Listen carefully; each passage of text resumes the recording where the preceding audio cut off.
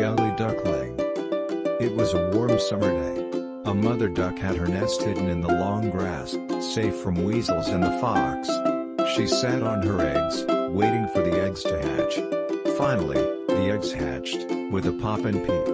Peep. A bunch of golden ducklings appeared. The mother duck was so happy to see her ducklings. But the largest egg in the nest was still there. The mother duck didn't remember laying such a huge egg. Suddenly the large egg cracked open. The baby bird was big, gray and ugly. He had huge feet and a broad beak and didn't look like a duckling. Other ducklings don't like him as he was ugly.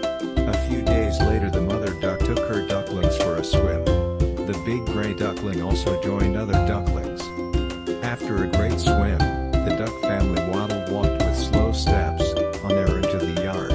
As the gray duckling entered the yard, all the birds started talking about him. Every day he was pecked and pushed by ducks and even by the chickens.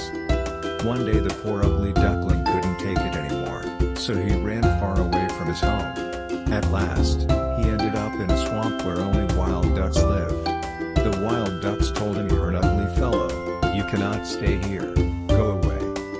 The duckling moved away from those ducks. The poor duckling felt very lonely. He didn't even move from that place. As it was winter, the water was so cold, and he got stuck in the swamp as it froze.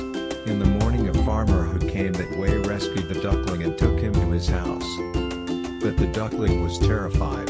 He fluttered into the milk vessel and splashed it all over the room. The farmer's wife got furious and chased him out into cold. The duckling went back to the swamp. He spent a long and lonely winter, struggling to survive. At last, the snow melted away. It was spring and the duckling was big and stronger than before. He flew high in the air, and he landed by a lovely lake surrounded by magnificent, white and graceful swans. The ugly duckling thought that if the swans see him they will also make fun of his appearance. He was ashamed of himself and bowed his head low. When he bent his head, he saw his reflection in the water and was astonished. His ugly feathers were now snowy white. His neck was curved and slender. He had grown into a swan. The other swans came towards him and stroked him with their beaks.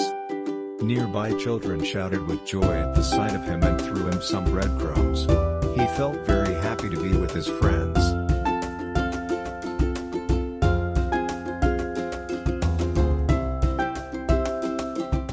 Thanks for watching.